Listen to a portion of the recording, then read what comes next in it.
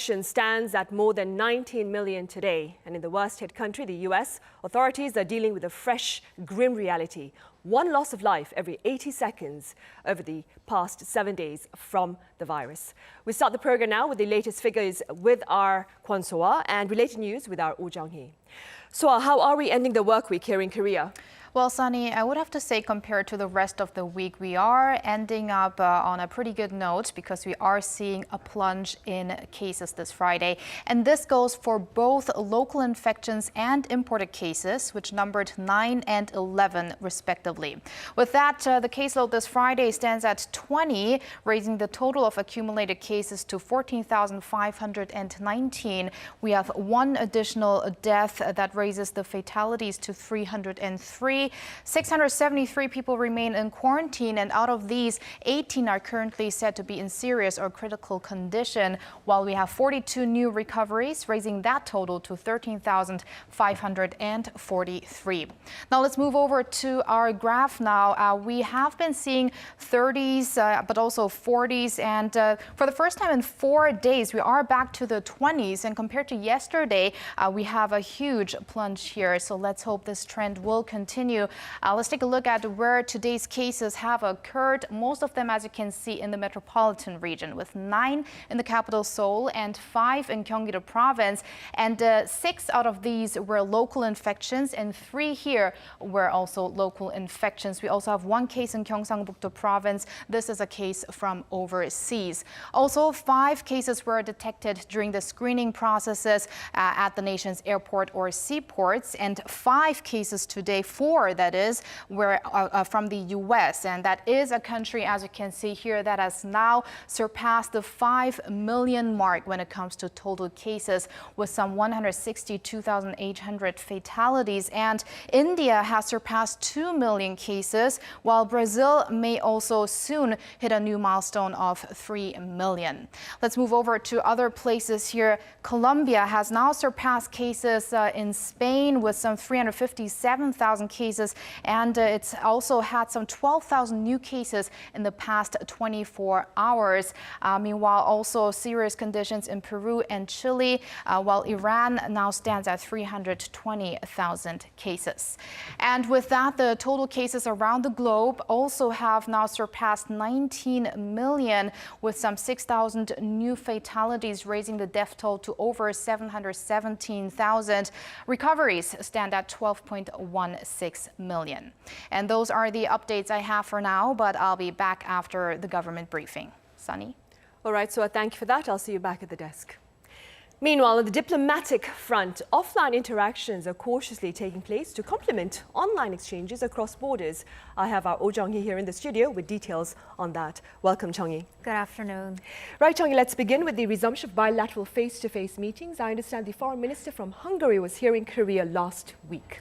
Yes, Minister Peter Siarto visited Seoul last week and met with South Korea's Foreign Minister Kang Kyung-hwa to discuss ways to cooperate in the COVID-19 era. Now, that was the second time a top foreign diplomat visited Seoul since the outbreak, after the visit by UAE's foreign minister in July. The Korean and Hungarian ministers touted their close cooperation throughout the pandemic, such as economic exchanges and allowing the movement of business travelers between the two countries. Since late April, Hungary has granted a waiver for South Korean business travelers, with Korea being the only Asian country to be granted such a privilege. They also highlighted the fact that their bilateral trade and investment have grown continuously, with Korea becoming Hungary's biggest investor as of last year. Right, Jung-hee. So obviously COVID-19 was no barrier for economic cooperation between these two countries. What about neighboring China? I hear economic officials from here in Korea traveled to the Chinese city of Qingdao last week. Yeah, well, the two countries have maintained their high-level dialogue, with their leaders talking over the phone in February and May. Last week's economic meeting was actually the first face-to-face rendezvous between the two sides since the outbreak. Seoul and Beijing had their economic cooperation. They said their economic economic cooperation reached another level in their fast-track entry system for business travelers that kicked off in May has worked out just fine. Korea asked for China's cooperation in easing entry restrictions for workers in small and medium-sized enterprises as well, and expanding flights. China stressed that the two countries should work further to create synergy in newly emerging sectors like digital and no-contact industries. Right, let's move on to multilateral cooperation. Then, Chong-hee, Korea has been looking to provide assistance to countries still struggling to deal with the pandemic. I hear they held a virtual meeting with its Southeast Asian countries in that regard. Tell us more. That is right. That was actually a partnership seminar that was held earlier this week involving government representatives from South Korea and 8 member states of the South Asia Association for Regional Cooperation. For your information, this organization was established as a body to promote social, cultural, and economic cooperation among the countries in that region. Korea joined the body as an observer in 2006 because these government officials from 9 countries could not meet face-to-face due to the coronavirus. They held an online meeting instead. The main focus was to guarantee health security and fight hunger amid COVID-19. The South Asian countries trumpeted Korea's successful efforts to contain the virus, expressing hope that it could be applied to their region as well. Korea agreed that further details were needed in their plan for cooperation, considering the circumstances in South Asia. Right, elsewhere, the deputy foreign ministers of 7 countries talked over the phone to bolster their cooperation, especially in knowledge sharing. Details, Chong-hee. Yes, it was a regular phone discussion among the vice foreign ministers of 7 countries in the region. Now, those countries include South Korea, the US, Japan, India, Vietnam, Australia, and New Zealand. These ministers discussed ways to foster regional cooperation in containing the virus, resuming economic activities and safe international travel, and developing and distributing vaccines. South Korea's second vice foreign minister said domestic transmissions in the country are well under control, but imported cases are on the rise, and therefore Korea will require negative PCR test results for all travelers from high-risk nations. Seoul also stressed that while the global economy is slowing down, Korea's economy was relatively less affected and aims to turn the current crisis into an opportunity to create jobs through its recently announced Korean New Deal initiative. It also promised Korea's full efforts in developing a vaccine and ensuring its equal access to the world population. A very important issue, of course. Right, Chong-hee, thank you for that coverage. We'll see you again soon. My pleasure. Up next, we turn to the regular afternoon briefing on COVID-19. Local infections are back on the single digits, with 9 on this Friday out of a total of 20 cases. Now, just a day prior, Korea had seen its domestic transmissions surpass those from overseas for the first time in about 2 weeks, with 23 local infections from out of a total of 43 yesterday. Now, despite the decline today and ahead of the weekend, health authorities are highlighting the need to abide by simple and practical safety measures, including the wearing of face masks, the maintaining of a 2-meter distance from others, and the proper washing of hands, as hand hygiene is seen to be just as important as face masks. What's more, medical experts are also calling on people to refrain from outdoor activities should they feel under the weather. And the common rule amid the pandemic is to avoid places that are confined and crowded. As for vacationers here in Korea, the advice is to go on vacation, that is, in small family units, and avoid popular tourist destinations, and to place priority on personal hygiene practices.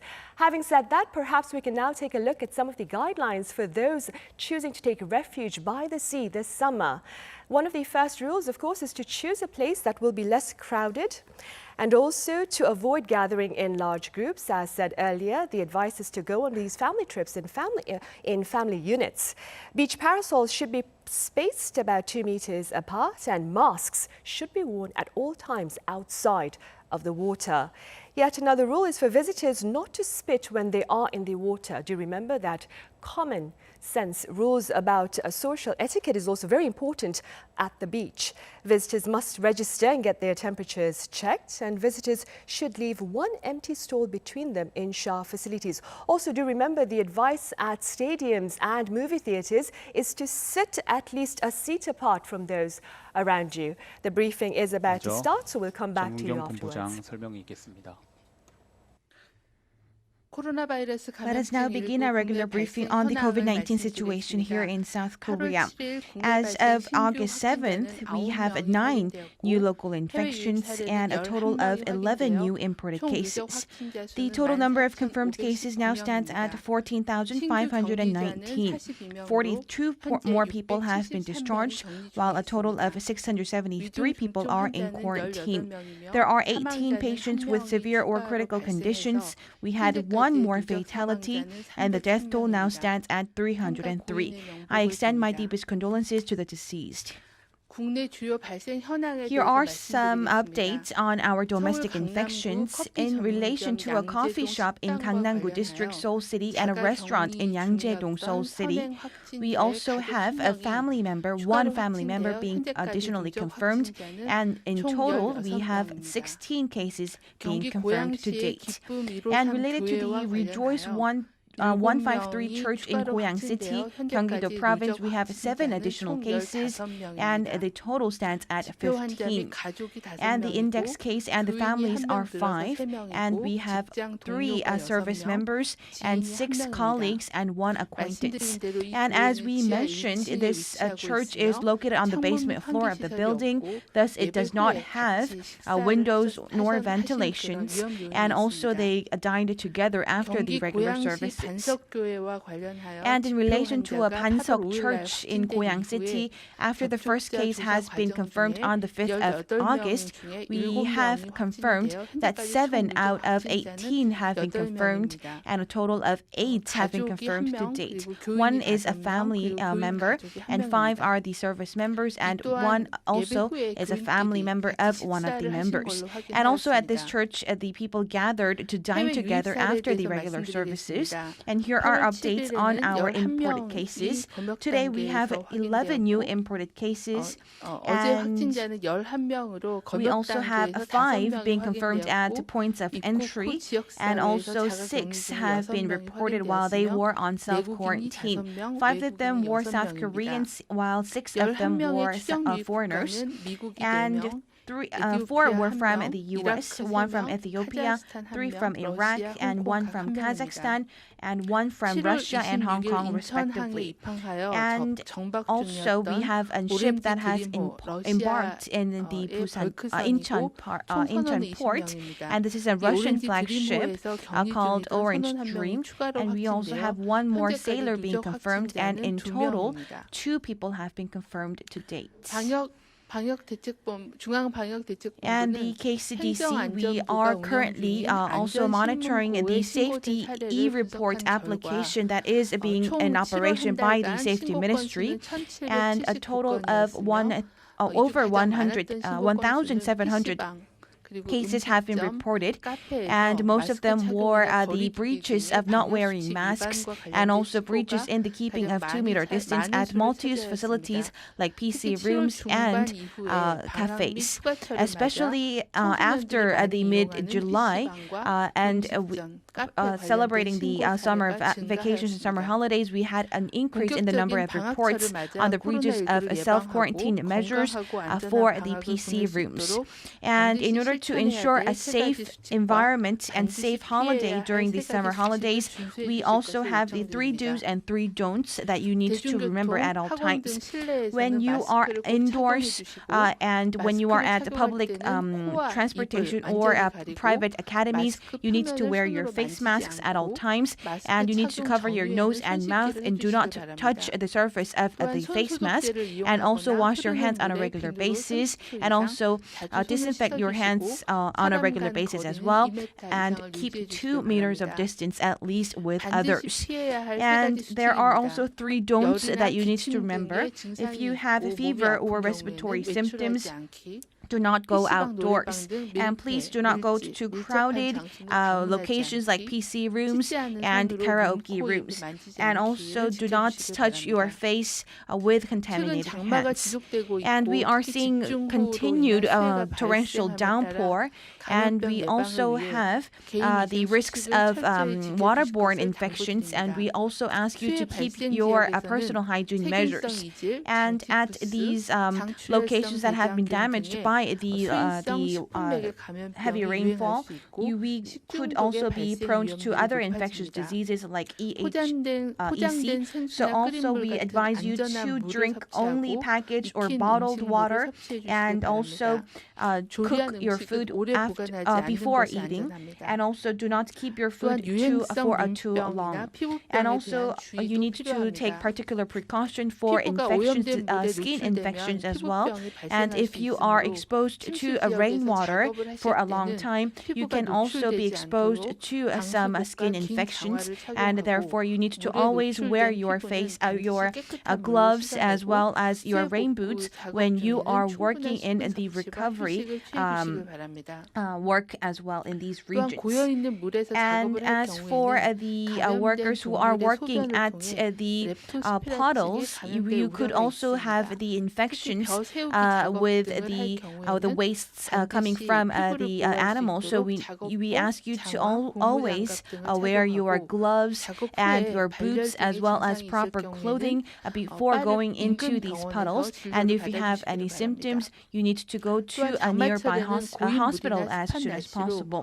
And due to these puddles and due to the humidity, we also could be witnessing an increase in the number of mosquitoes, and we should always take particular precaution for the mosquito-borne infections like malaria and so forth. So please refrain from going outdoors at nighttime and also take precautions. And if you have fever or other symptoms, please go to a nearby hospital as well. And if you are staying at the temporary shelters, you need to also participate in the quarantine measures like washing your hands and keeping 2 meters distance as well, and wearing your face masks at all times. Starting from today, we will be going into the weekend, and we ask you to refrain from going to small group meetings like small religious group meetings, as we are witnessing an increased sporadic infections and outbreaks centering around these religious groups. And if you have to go to the on-site service, we ask you to minimize the number of participants and keep 2 meters of distance and play instruments rather than singing together, and wear your face masks at all times. And also before and after the regular services, do not dine together, and also do not provide meals or do not engage in small group meetings.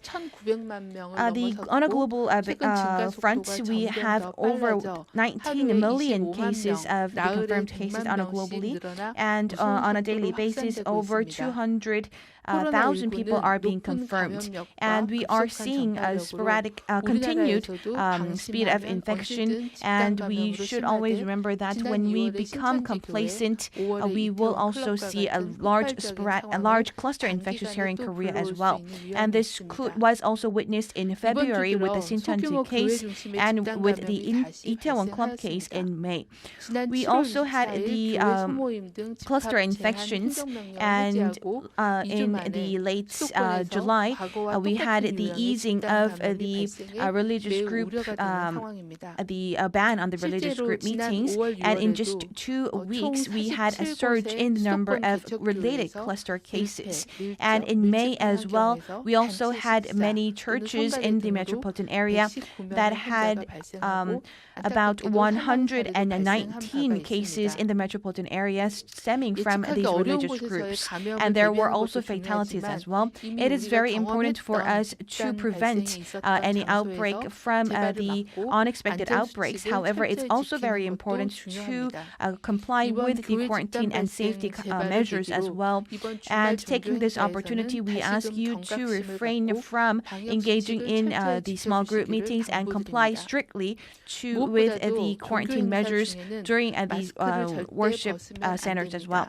And during the worship services, you shall not take your masks off, and also you should also refrain from singing together and engaging in group activities that can increase the travel of respiratory droplets. And also you shall not dine together, and please cancel or postpone any retreats where you have to spend a day together. And please note that this is a measure to protect yourself, your family members, as well as your members of the churches as well. And going forward, it can protect the lives of the high-risk categories as well. We ask for your support. Thank you very much. 질문에 답변 드리는 시간 갖겠습니다. 각 조사가 진행 중인 내용에 대해서는 Right, that was Seong Young, the head of KCDC, with Friday's afternoon briefing. Suha, do give us the gist of her briefing. All right, although this Friday's number in total have been decreasing compared to yesterday, local infections in the metropolitan remain a concern. There's been an update on one case in the southern part of Seoul that's related to a coffee shop and a restaurant.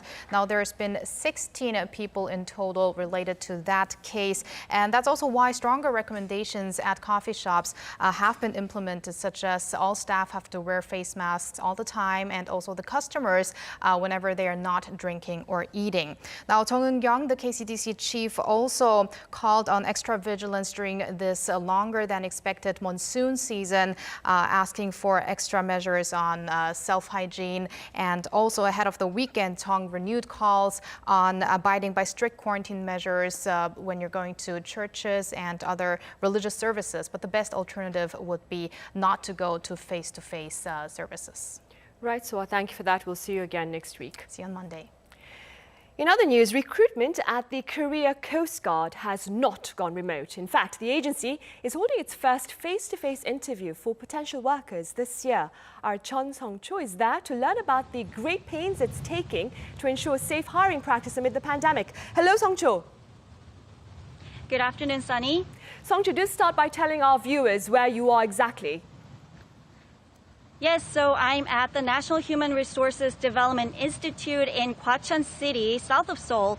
And the reason why I've come all the way down here today is job interviews for the Korea Coast Guard are taking place right here. Well, the KCG has already garnered a lot of attention for its unique hiring process. The auxiliary police recruitment exams were held in Incheon and Busan a few months ago.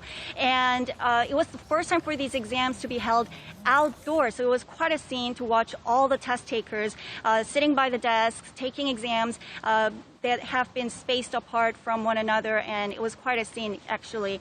Well, this time the KCG is setting an example again by holding face-to-face interviews in a COVID-19 safe manner, which is by no means an easy task at times like this. Well, actually, because there are a lot of interviewees. So today is the last day of the major interview process that began 2 days ago. A total of around 1,300 people are vying for various positions at KCG, including direct commission lawyers, helicopter pilots, of course, Coast Guard officers, as well as civil servants. And today alone, a total of 199 people are sitting down for interviews. And actually, as you can see, they have been all divided up into 4 smaller groups so that the number of people they come into contact with during the entire process is minimum as possible. And so for more on the quarantine measures that are in place by the KCG, let's talk to Inspector Kim Jin-ah from International Cooperation Bureau of the KCG. Good afternoon. Thank you for having me. All right, so we are seeing a lot of corporations and organizations turning to fully remote hiring, and I have to say it looks like a lot more work to do it offline these days. So why do the interviews have to be in person for KCG candidates?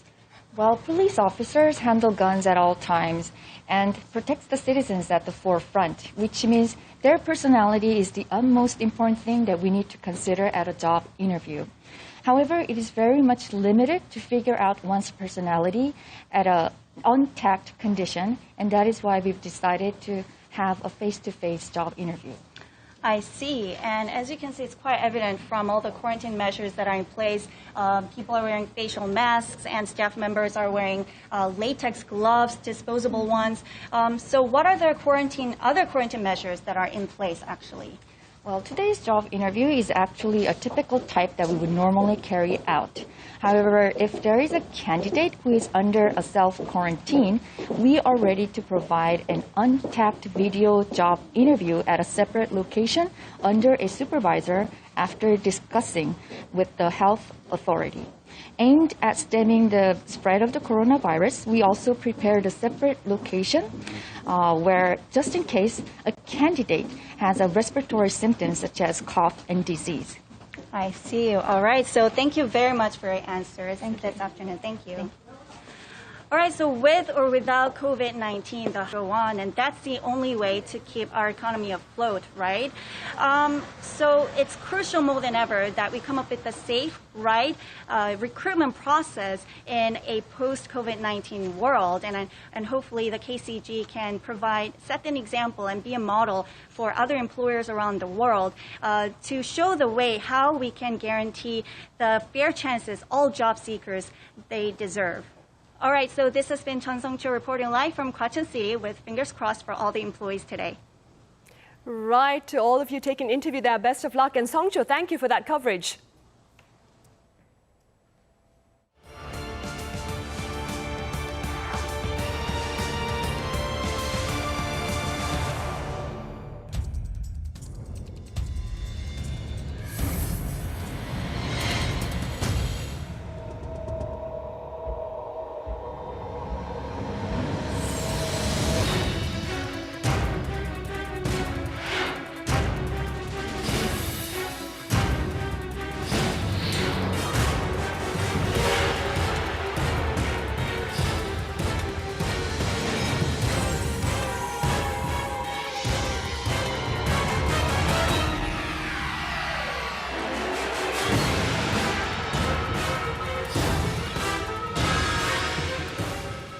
Earlier this week, the World Health Organization claimed that a silver bullet for COVID-19 may never be found. The dismal forecast was followed by an emphasis instead on simple and sensible hygiene practices to keep the virus at bay.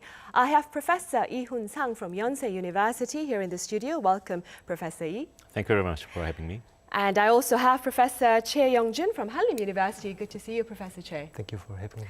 Today, I also have yet another guest joining us live from the UK, David Cox, a health journalist for The Guardian, who has been covering the pandemic for quite a while now. Hello, David. Hi, Sunny. Thanks for having me. Thank you for being here, David. First, Professor Chae, I'll start with you. Professor, in a recent case here in the country, at a coffee place in southern Seoul, we had infections among those who were sitting 3 meters apart.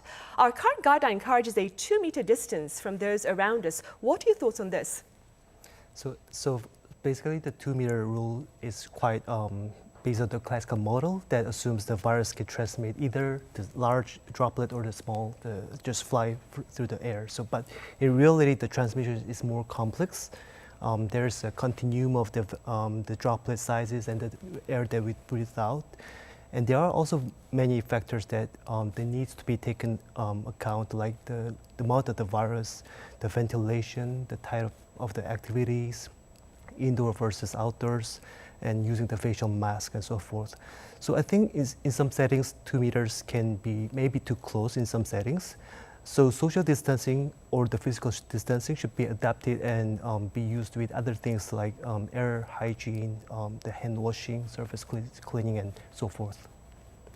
Professor Lee, prior to the cluster infection at the coffee place, there was another at a camping site in Hongcheon, Gangwon province. Now, prior to this case, quite a few people had believed that outdoors, spending time outdoors, that of course would be much safer than being indoors. Is this not the case?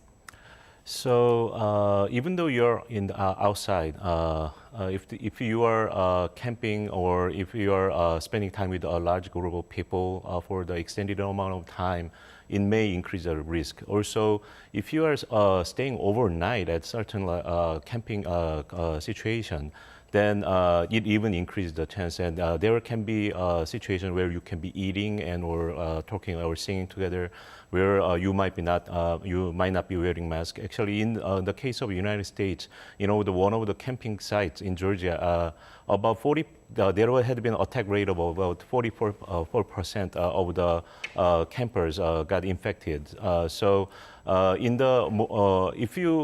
Even though you're outside, if you cannot keep the proximity distance, and if you are not wearing the mask, you can be still in the chance for contracting the COVID-19. I see. Now, like I mentioned earlier, we have another guest joining us from the UK, David, of course, David Cox, a journalist. David, before we delve into the safety precautions, perhaps you could tell us a bit about the COVID-19 situation in the UK. So at the moment, we've managed to stabilize things definitely in recent months and weeks. But there's been a few clusters of infections, particularly in various cities. So the government has been trying to stabilize things by implementing local lockdowns. And I think that's going to continue over the summer and over the winter as social distancing relaxes more and things try to get back more to normal. I think the government is going to go forward with this local lockdown approach. I see. Here in Korea, David, the summer vacation is expected to further test the country's containment efforts. And speaking of that, Professor Che, I understand you took part in a study showing that teenagers are just as capable of transmitting COVID-19 as adults are. Now, this is contrary to initial reports. Please tell us more about this. So we looked into details at 5,700 index patients who first was notified to have infection and was tested positive for the COVID, and more than 59,000 people who came into the contact with them. The main takeaway was that we had less than 2% of people who got the contact, non-household contacts were positive with the COVID, but more than 10% of those who got contracted in the household were positive with the COVID. And by dividing by the age group, the detection rate or the infection rate within the household was higher when the first confirmed case was the teenagers or the people in their 60s or 70s. So I think this is probably because these groups were more likely to be in close contact with other family members. Maybe they could be more dependent to others, but these are all assumptions and estimations. But from our findings, we think that children could be less likely to transmit the virus, meaning that those who are under 10 years. But our data is not enough to confirm this hypothesis. But bottom line, I think the main message of this study was that people were more likely to contract the coronavirus from the members of their own, the household members, the family members. Those who spend much time with them in a close-knit environment, I see. Yeah. David, I understand you also recently wrote an article on the role potentially played by teenage patients in spreading COVID-19, and you interviewed quite a number of experts in different countries. Do share with us your findings, please. Yes, so I spoke to quite a few scientists both in France and Australia who've been looking into this in recent months. And as Professor Che said, the main finding is that most children under 10 don't seem to transmit the virus as well as adults. I think this seems to be because a lot of the children are either asymptomatic or have very mild symptoms, so they're not releasing as much virus into the environment. But that seems to change a lot when you get to children in the teenage years. They really do seem to transmit the virus as much as adults. And so this does show that they could potentially play quite a key role in spreading coronavirus. David, here in the studio, I have Korean medical experts, and I'm sure if you have any questions you'd like to ask one of them, please go ahead. Yes, so Professor Che, one of the big findings of your study was that teenagers can transmit COVID just as easily as adults. Do you think this means that both middle and high schools could potentially be the centers of new outbreaks? And what strategies can we take to try and prevent that? So, I think these older children, like the teenagers, are frequently as big as the adults, but they have some more likely to socialize with other peers than the younger ones. They might have the same non-hygienic practices like the children do. But I think these are all very circumstantial and the assumptions. But there are certain limitations to our study that we have to acknowledge that the first person in this study, the contact tracing study, was the first one to develop, get identified, not to develop symptoms. So we do not exactly know the directionality of the infections. Yet we think that children are also less likely than the adults to show the symptoms, which means that they were less likely to get detected in the first time. So I think there are lots of limitations to this study yet, but and we do have some underestimation of the numbers of the children who might set off the transmission at this point. But still there are the speculations that there are certain age difference in the infectivity or the transmissibility from one to another. David, are schools in the UK poised to start offline classes this autumn amid this kind of scenario? Yes, so actually next month, pretty much all UK schools are due to start reopening again. But the government hasn't introduced as strict measures as in other countries. Mainly, it's been a series of guidelines. So, for example, wearing face masks is very much up to the individual parent, whether they want their children to do that or not. But the government has got like a set of guidelines on trying to sort of reduce the sizes of classes, and also, you know, like sort of having social distancing, particularly with older children in classes, to try and limit any new outbreaks in schools. And is the public happy with those measures? Do they not believe the measures should be a bit more stringent? I think there's mixed feelings here. You have like a number of parents who are very worried about sending their children back to school, and there's been quite a lot of concern over the past like couple of months of, is September too early? Should we perhaps be waiting later on into the autumn? But then at the same time, like, so because face masks and things like that, they are not quite such normal cultural practices here. Like there's a lot of opposition like, so towards them. So there's very mixed feelings here. I think some parents are happy with like so the schools reopening again. Some still remain quite concerned. I see. David, I believe you have a question for Professor Lee as well. Yes, so Professor Lee, obviously schools in Korea have been like sort of reopening like sort of since June. Now there's been some very interesting evidence, particularly in Finland and Denmark, the strategies they've had out there which have been very effective, such as reducing class sizes and even like sort of doing some lessons outdoors.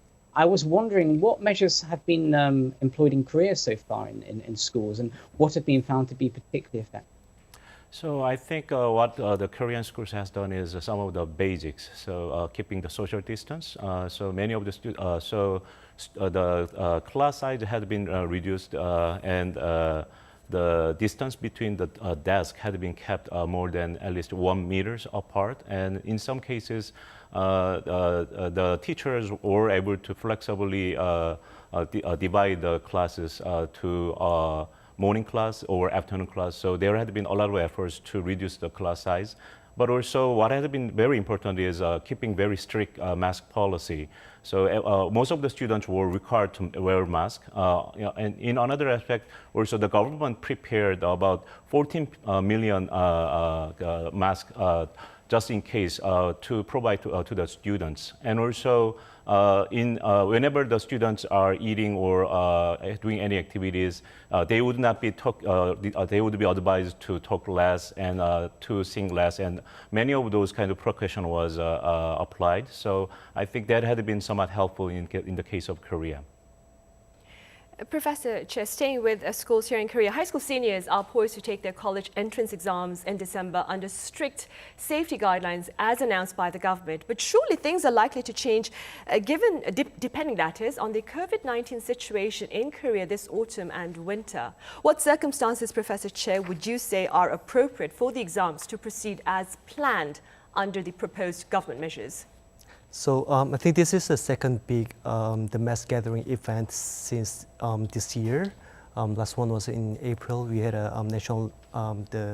congressional election back in April. We had more than 66% of voting rate, but there were 0 cases of COVID-19 who got caught or had exposed at the voting stations. That was all under the infection control measures and preparedness.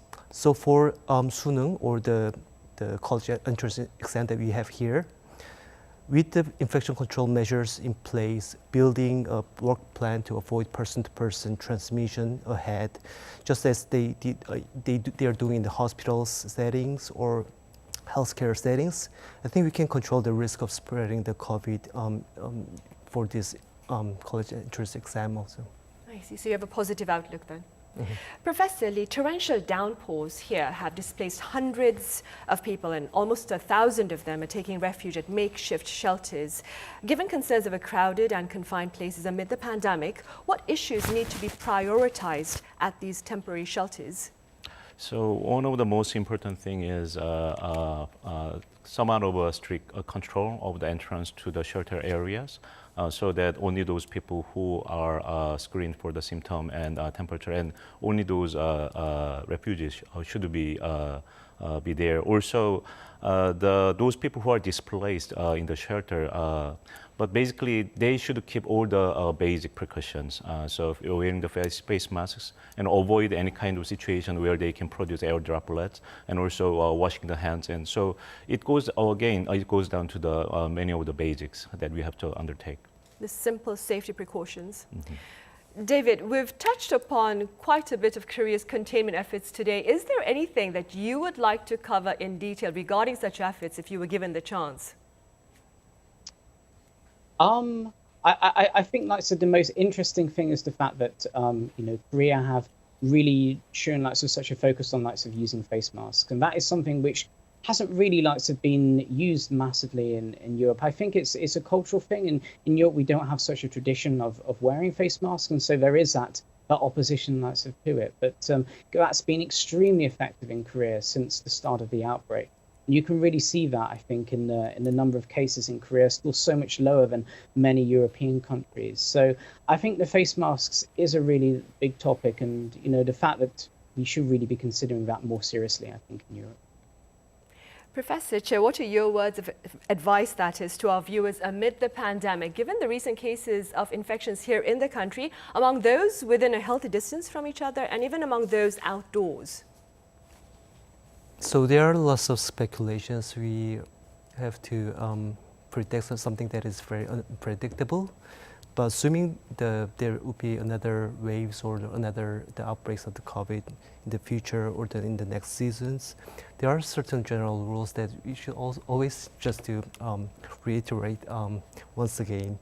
Stay at your home when you don't feel well, or if you feel sick, even if the symptoms are mild. Please don't go to the crowded place, especially if you are at a higher risk. Please wear your facial mask. Please do cough and sneeze into your elbows or your sleeve, and do wash your hand at least once every hour. And those are the general measures should be re-emphasized, I think. Professor Lee, are there any words of caution that you'd like to add to this? So I think one of the lessons that we have to really keep in mind is you may not be safe even though you are in the outdoor environment. So still, even though you're outside, still you should remember about wearing the face mask. And especially avoid any kind of larger gathering as much as possible, and avoid such activities as singing or any kind of activities that would produce droplets. But back to the issue of the mask, I think what you have to remember is a mask has two purposes of protecting yourself, but also because of the higher percentage of the asymptomatic cases, you may not know that you are COVID-19 infected. So wearing mask also increases the chance of protecting others as well. So I think that is what we have to keep in mind. Right, all right, Professor. Thank you for your thoughts. And Professor Che, thank you for being with us today. And David, back in the UK, thank you for your time today. Thank you.